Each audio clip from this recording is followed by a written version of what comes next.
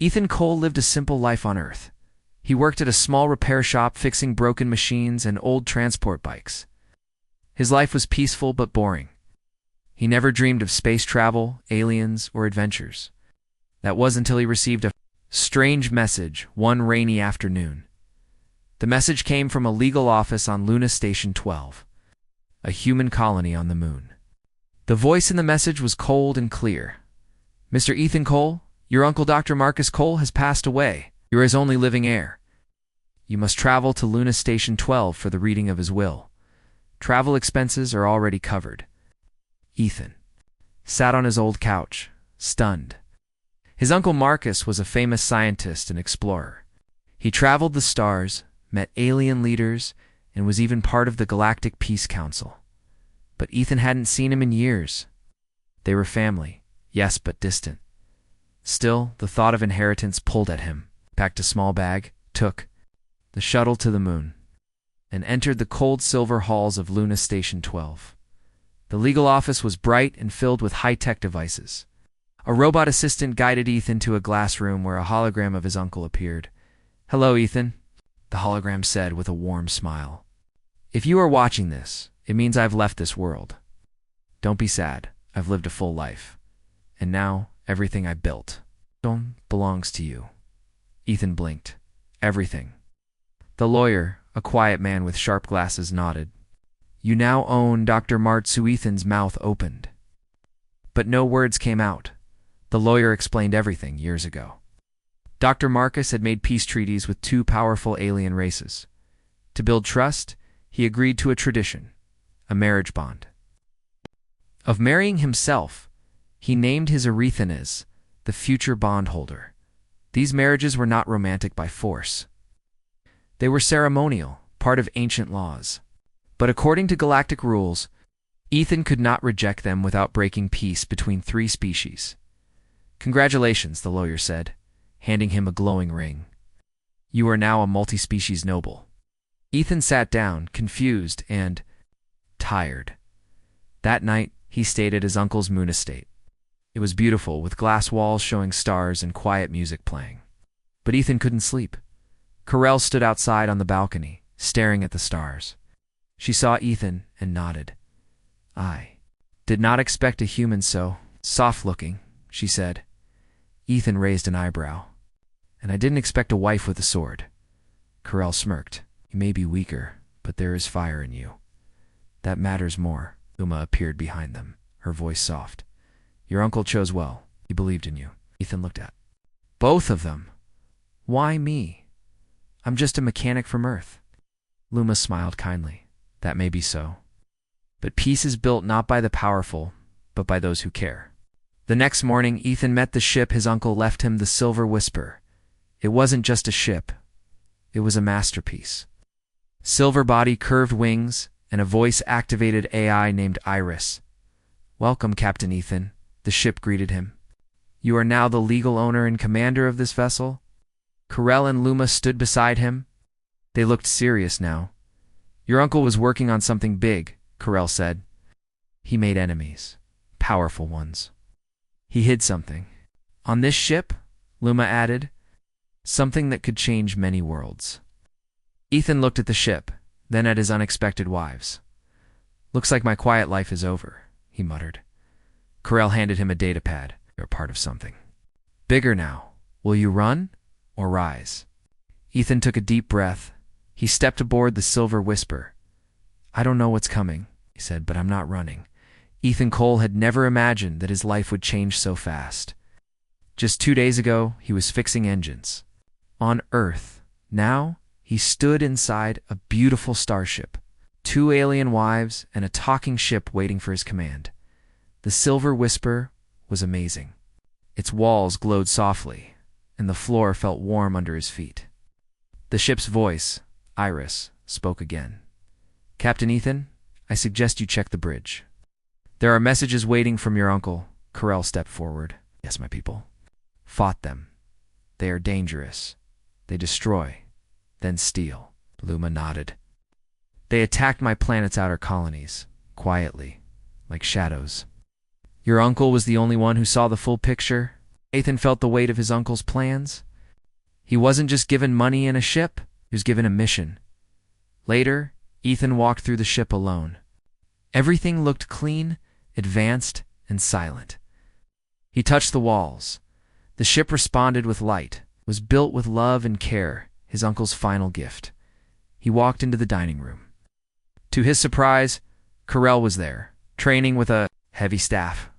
She moved fast, sharp, like a soldier. She saw Ethan and tossed him a small training stick. "Let's see if you're strong enough to be a Viari husband." Ethan laughed nervously, more used to spanners and wires than swords. But he caught the stick. Corell charged. Ethan ducked, blocked, stumbled, and rolled. He tried to keep up, and even though he lost the match, he gained Corell's respect. "You move like a cub," she said, smiling. "But you learn fast." Luma entered quietly, floating slightly off the ground. Violence is not the only skill needed. Communication is also power, Corell sighed. "Not everything can be solved with words, Luma. And not everything needs a blade," Luma replied calmly. Ethan stood between them. "Maybe that's why I need both of you." That night, Ethan sat in his room, looking at old photos of his uncle. He remembered how Marcus used to visit Earth with gifts and stories from the stars. Back then, Ethan didn't listen much. Now he wished he had. Suddenly, Iris spoke. "Captain, an unidentified ship is following us, small and cloaked. Shall I activate shields?" Ethan jumped up. "Wake the others." Within seconds, Corell and Luma entered the bridge. "I knew it," Corell growled. "It's the Syndicate. They tracked us." Luma touched her forehead. "I sense fear. Not ours. The ship is scared. Or desperate." Iris showed a tiny ship on the screen, hidden behind an asteroid. It didn't fire. It just followed. Ethan took a deep breath. "Open a channel. Let's talk first." A shaky voice answered the call. "Please, don't shoot. I'm not with the Syndicate anymore. I used to work for them. But your uncle helped my family. I want to help you." Ethan frowned. The voice replied, "Because I have something your uncle gave me, a memory crystal. He told me to give it to you." If he didn't return, Corell still didn't trust the voice. It could be a trap. Luma placed her hand on Ethan's arm. But it could be a key to the truth. Ethan made a decision. Bring the ship aboard, but keep weapons ready. No chances. Yes. As the small ship landed inside the Silver Whisper, Ethan stood at the ramp with Corell and Luma beside him. The doors opened, and a young alien woman stepped out. She had green skin, nervous eyes, and held a glowing crystal in her hands. "This," she said, "was meant for you." Ethan took the crystal. As it glowed, he heard his uncle's voice again, from far away. "Ethan, if you're hearing this, then the galaxy needs you. The Nexus seed is hidden, and only you can find it." Ethan stood quietly on the bridge of the Silver Whisper, holding the glowing memory crystal in his hand. The alien girl who gave it to him sat nearby, still nervous. Her name was Ziri. She was once a mechanic for the Syndicate, but had escaped after helping Dr. Marcus play the message. "Iris," Ethan said, placing the crystal into the ship's data port. A new hologram of Dr. Marcus appeared. He looked older and more serious than before. "Ethan, if you're seeing this, I've likely failed to stop the Syndicate, but hope still lives. I discovered something powerful, the Nexus seed. It can bring life back to dying planets. It's not a weapon, it's a gift. But the Syndicate wants it for control. You must find it before they do." Coordinates appeared in the air deep inside the asteroid belt near Mars. "You can't do this alone. Trust Corell. They are not just your allies, they are your strength." The message faded. Silence filled the room. Ethan turned to Ziri. "Why are you helping me?" Ziri looked down. "Your uncle saved my brother's life. He told me to run from the Syndicate to be free. I owed him everything." Ethan nodded slowly. "Then help us finish what he'd started." Corell stepped forward. "The asteroid belt is dangerous. Pirates hide there. We must be ready," Luma added softly, "and time is short. If the Syndicate finds out we're searching for the seed, they'll come fast. Ethan clenched his fists. Then let's not waste a second. As the Silver Whisper moved into space, Ethan spent hours studying the files left by his uncle. They showed pictures of strange alien machines, glowing underground caves, notes in many languages. Carell trained daily in the ship's combat room. She also began teaching Ethan how to fight just in case. "Hold your stance," she said, correcting his grip. "You're not just a captain, you're a target." Luma helped in a different way. She used her telepathic skills to read signals from nearby ships and even taught Ethan to calm his mind. "Not all battles are physical," she said. "A clear mind sees danger before it comes." Bit by bit, Ethan started to feel stronger, more like a leader. 3 days later, they reached the asteroid belt. The view was beautiful, countless rocks floating through space, some as small as pebbles, others as large writing. Ethan reached out. The symbols lit up, reacting to his presence. "I think this is meant for me," he said. Ziri pointed to a small panel. "Your uncle's notes mention this. Key of blood and bond." Ethan pressed his hand on the panel. The door slowly opened, revealing a hidden tunnel filled with lights. They stepped inside. The cave was huge and full of glowing crystals. Machines from ancient times hummed softly. In the center stood a floating object, a small silver orb, with lights moving inside. It pulsed gently, like a heart. "The Nexus Seed," Luma whispered. But before anyone could move closer, alarms sounded on the ship. Iris's voice came through their earpieces. "Warning, Syndicate ships incoming. 3 vessels, heavily armed." Heart raced. "They followed us." Carell pulled out her blade. "Let them come." Ethan grabbed the seed, and suddenly his head filled with images: trees growing, planets healing, oceans returning. The seed spoke to him in feelings, not words. "We need to protect this," he said. "No matter what." Back on the surface, the Syndicate ships landed fast. Black armored soldiers marched toward them. Their leader, a tall alien with a metal mask, spoke through a loud voice device. "Hand over the seed, boy, or we take it by force." Ethan stepped forward, seed in hand. "Not today." Carell charged into battle, fast as lightning. Her blade clashed with enemy weapons, sparks flying. Luma raised her hands, creating a wall of light to protect Ethan and Ziri. Ethan ran back to the Silver Whisper with the seed, dodging blasts and smoke. "Iris, get ready to take off," he shouted. Luma and Carell fought bravely, holding back the enemy just long enough to escape. The ship lifted off, fire trailing behind. Inside, Ethan held the seed close. "This is just the beginning," he whispered. The Silver Whisper flew fast through space, its engines burning bright.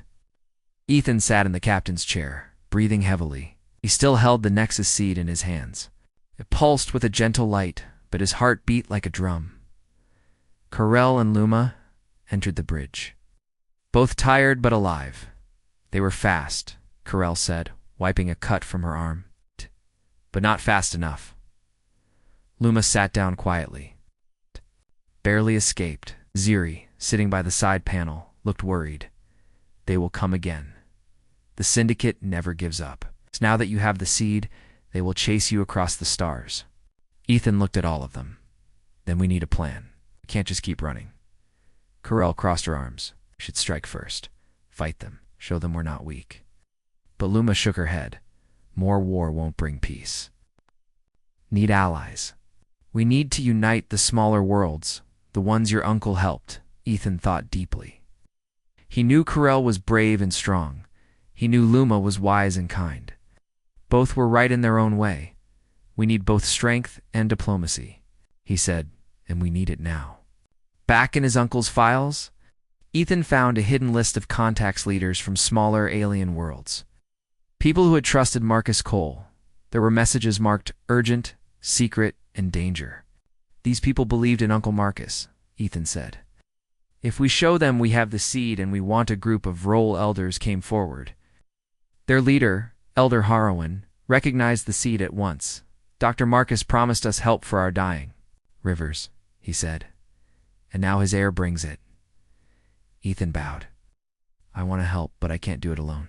Syndicate wants the seed for power. I need allies. Need your voice in a new council. The elders looked at each other, then at the storm-filled sky. If you can fix the rivers, Harwin said, then we will stand with you. Using Luma's mind-linking skills and Iris's engineering, they activated the seed over the planets. Dry Valley. Within hours, water flowed again through ancient channels. The Vrol cheered. Corel smiled slightly. One world down, many more to go. The next stop was the sky cities of Telma, floating islands above a gas planet. Marcus had once stopped a war. They're using only words and music. There, Ethan spoke to 3 rulers. He explained what the seed could do and warned them of the Syndicate's growing danger. One ruler laughed. You're just a boy with an old man's toy. But when Ethan showed them a message from Marcusa, personal promise of peace and Luma played the same melody his uncle had used long ago. Their faces changed. We remember Marcus, one said quietly, and we will remember you. As the ship left Telma, Corel leaned on the wall beside Ethan. You're doing something. My people don't understand, she said. What's that? Ethan asked. Winning without war? Ethan smiled. That's the human way. We tried talking before fighting. Corel nodded. Maybe that's why your uncle trusted you. After 4 more worlds joined their side, Ethan called for a council. Meeting would be held on Unity Station, a peaceful place between star systems. 12 different alien leaders arrived, each from a different world Marcus had once helped. The meeting room was round, filled with flags, glowing symbols, and soft light. Ethan stood in the center. Corel stood to his right, Luma to his left. Seed floated above his hand. I'm not a hero, Ethan began. I'm not a warrior. Or a king. I'm just someone who was trusted with something important. This seed can heal worlds. But it must be protected from those who want to use it for control. He paused, looking around the room. The Syndicate is growing. If we fight alone, we will fall. But if we stand together many worlds, one voice, we can stop them. Not just with weapons, but with unity, with hope. The room was quiet. Then Elder Harwin stood. We Vrol stand with Earth. More leaders followed. The Sky Cities stand with you. The Crystal Isles of Minari support your cause. The Stone Kings of Vulcan join this peace pact. One by one, the room filled with voices of support. But just as the council meeting ended, a dark message appeared on every screen. It was from the Syndicate. A cold voice spoke. You cannot hide. You cannot win. Give us the seed, or the next planet burns. Ethan stared at the message. Then he looked at his new allies. We're not backing down, he said. Let's show them what unity really means. The council chamber on Unity Station was quiet. Every screen still showed the Syndicate's dark message. Threats of fire, war, and destruction echoed in everyone's mind. Ethan stood in the center of the chamber, his hands tight at his sides. Around him sat leaders from 12. I propose something bold. A new alliance. One that's not about power or profit, but about protection, peace, and progress. A council of worlds that will share technology, help each other, and protect the seed from anyone who tries to use it for control. Some leaders exchanged uncertain glances. Why should we trust a human? Asked a tall, thin alien with silver eyes. You are young. You have no army. Ethan didn't step back. You don't need to trust me, he said. Trust your own people. You know what your worlds need. I'm just offering a way to stand together. You keep your freedom. You keep your traditions. But if one of us is attacked, the rest will help. If one world is in trouble, the others will send aid. That is the strength of unity. Silence followed. Then Elder Harwin of the Vrol stood. I was born on dry land. I thought my people would never drink clean water again, but this boy brought it back. Not with weapons, but with hope. Support this new alliance. The leader of the Sky City stood next. My people sing in the clouds. Remember Marcus Cole. And we see his courage in his air. We stand with Earth. One by one, others began to rise. The Minari, the Vulcan, even the shy stone whisperers of Lura. But just as the final voice rose in agreement, alarms blared across the station. Iris's voice echoed through Ethan's earpiece.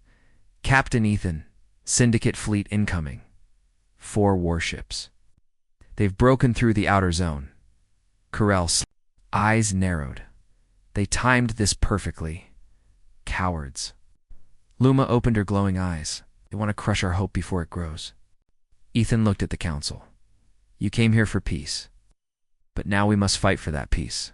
The station prepared quickly. The station wasn't built for war, but the Silver Whisper had weapons. Several smaller ships from allied worlds also joined in defense. Ethan stood on the bridge of his ship, wearing a new jacket with the patch of the Unity Council stitched on the sleeve. Carell sat beside the weapon system, ready to strike. "Let's show them what humans and allies can do together." Luma stood near the communication screen, linking minds across ships to help them act as one. Ziri, now part of Ethan's crew, helped guide the newer ships through battle positions. The Syndicate warships came fast, firing heavy plasma blasts. But they didn't expect resistance. They expected a frightened group of leaders, not a united fleet. Ethan pointed at the lead Syndicate ship. "Iris, activate stealth pattern Alpha, then strike from behind." The Silver Whisper vanished from sensors, looped around, and hit the enemy ship with a precision EMP blast. Carell shouted with joy. "Direct hit. Their shields are down." Meanwhile, the Sky City fighters danced through space like birds, distracting the enemy. The Vrol's sand-carved ships used shields that deflected Syndicate fire. Vulcan's rock-armored ships blocked heavy attacks. The battle raged, but something was different. They weren't fighting for power, they were fighting for each other. Inside the Syndicate's lead ship, the commander watched in disbelief. "Why are they fighting together?" he growled. "They were weak, separate." One of his officers answered, "They're not separate anymore." After a long, fierce fight, the Syndicate ships retreated, their weapons damaged and pride broken. Cheers rang across the ships of the new alliance. Ethan stood on the bridge, tired but smiling. He looked at Carell and Luma. "You both said different things when we started this journey," he said. Carell wanted strength. Luma wanted peace. "And you brought both," Luma said softly. Carell gave him a rare smile. "You're more Viari than I thought." Later, back in the council chamber, the seed floated again at the center. The leaders signed a glowing scroll, a new treaty called the Unity Pact. Ethan didn't sit on a throne. He didn't wear a crown. But everyone looked to him as the one who brought them together. As the ceremony ended, Carell walked beside him. "You were born a mechanic," she said, "but now you're something more." Ethan smiled. "Maybe, but I'm still just figuring things out." The enemy had retreated. The seed was safe. The Unity Pact had been signed, but Ethan Cole didn't feel like resting. Stood on the deck of the Silver Whisper, looking out the window into space. So much had changed since the day he left Earth. He was no longer just a simple mechanic.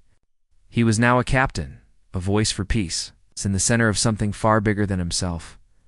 "No one ever asks," Luma said, "but sometimes the stars choose the right person." Later that day, Carell entered the main control room carrying a small case. "What's that?" Ethan asked. She opened it to reveal a new jacket made of black and red Viari fabric, stitched with a silver stripe, the color of peace. "It's a gift," she said. "You are now a recognized bondmate in Viari culture, a leader, a warrior of words and action." Ethan took it, surprised. "This means a lot." "You've earned it," she said firmly. Ziri, now working as the ship's navigator, entered with news. 5 more small planets want to join the Unity Pact," she said. "And a science team from Luma's world wants to study the seed and learn how to make more." Ethan nodded. "Good. If we can share the knowledge safely, more worlds can be healed." In the following weeks, the galaxy began to change. The Unity Pact grew stronger. 12 planets became 20, then 30. Each one promised support, resources, and protection for others. Small space stations began upgrading their systems with shared technology. Food, water, and energy were shared between allies. The seed's power was used wisely and carefully. Ethan made sure every world was treated equally, no matter how small, on the planet Vernax. On Alari, a forest planet that was dying from pollution, new trees began to grow again. And on a lonely moon called Kirin, the seed helped restart ancient machines that kept its people alive. Ethan didn't go to every mission, but he made sure help always arrived. Every time a world was saved, they sent messages of thanks, some with music, others with gifts, and many with promises of loyalty. One evening, Ethan sat at a quiet dinner table aboard the Silver Whisper. Across from him sat Karel and Luma. They ate together like a family now. No tension. Oh, no doubts. I never thought I'd get used to this life, Ethan said with a small laugh. 2 alien wives, a starship, and a galaxy to protect. Karel raised a brow. Do you regret it? Not for a second, Ethan replied. Luma looked at him with soft eyes. We were all chosen by your uncle for a reason, and I think he knew your heart better than you did. Ethan smiled. I think he did too. The next morning, Iris, the ship's AI, gave new information. Captain, a deep space probe has detected unusual signals from the edge of known space. Coordinates are available. Possible new system. Ethan looked at the map. The system had no name, just darkness and unknown. Is it safe? He asked. Unknown, Iris replied. But it could be valuable, or dangerous. Or both. Ethan stood up. It's time we see what else is out there. If the galaxy is changing, we can't sit still. Karel smirked. I was getting bored anyway. Luma nodded. As the Silver Whisper moved toward the edge of known space, messages from Unity Council members filled the screen. Safe travels, Captain Cole. May the seed guide you. Ours. Our skies are brighter because of you. Ethan felt something warm in his chest. Not pride, but purpose. He looked out the front window as stars passed by. Let's see what's waiting out there, he whispered. In a quiet room on the ship, Ethan found a final video message left by his uncle. It's hidden deep in the ship's memory. Ethan, I always believed that humanity's greatest power isn't technology or strength. It's the heart. It's the will to understand. The courage to connect. That's why I chose you. You don't need to be perfect. You just need to keep moving forward. Keep bringing light to places that have forgotten it. And never forget, you're not alone. The message ended. Ethan stood in silence. Then he turned, walked back to the bridge, and gave the order. Take us into the unknown. The Silver Whisper sailed through the dark edges of space. Stars blinked quietly outside, and a soft blue glow lit the ship's control panels. Ethan Cole sat in the captain's chair, watching the stars pass. For the first time in weeks, everything was calm. Ethan stood. Let's visit. The ship slowly landed on the new world. The air was fresh and warm. Tall trees with silver leaves moved gently in the wind. Strange animals watched from a distance. The ground sparkled, as if the soil held tiny stars. It's beautiful, Karel said quietly, surprised by the peace. No signs of war, no machines, Luma added. This planet is sleeping. They explored the area for hours, moving carefully through glowing forests and clear rivers. At the center of the land, they found something strange. A giant stone circle with old carvings, similar to the ones found on the Nexus seed. Ethan touched the stones. A soft hum filled the air. I think. This place is connected to the seed, he said. Luma nodded. It could be one of the seed's source worlds, where the first energy came from. Ziri scanned the ground. We may not be the first to discover this world, but we could be the first to protect it. Back on the ship, Ethan recorded a message for the Unity Council. We found something new. A living world. No cities. No war. It's just life. I suggest we leave it untouched, a place for study and peace. Let it stay wild. Let it remind us why we fight to protect the galaxy. The Council agreed. The planet was named Hope's Garden, and it was declared a protected world. No mining, no cities, only learning and care. Ethan smiled when he read the Council's reply. For once, no one wanted to take. They only wanted to protect. Weeks passed. The Silver Whisper returned to Unity Station. Life had changed. The Unity Pact now had over 50 member worlds. Former enemies were now allies. Trade ships carried food and medicine between planets. The Nexus seed was used only by the Council, guarded carefully and shared fairly.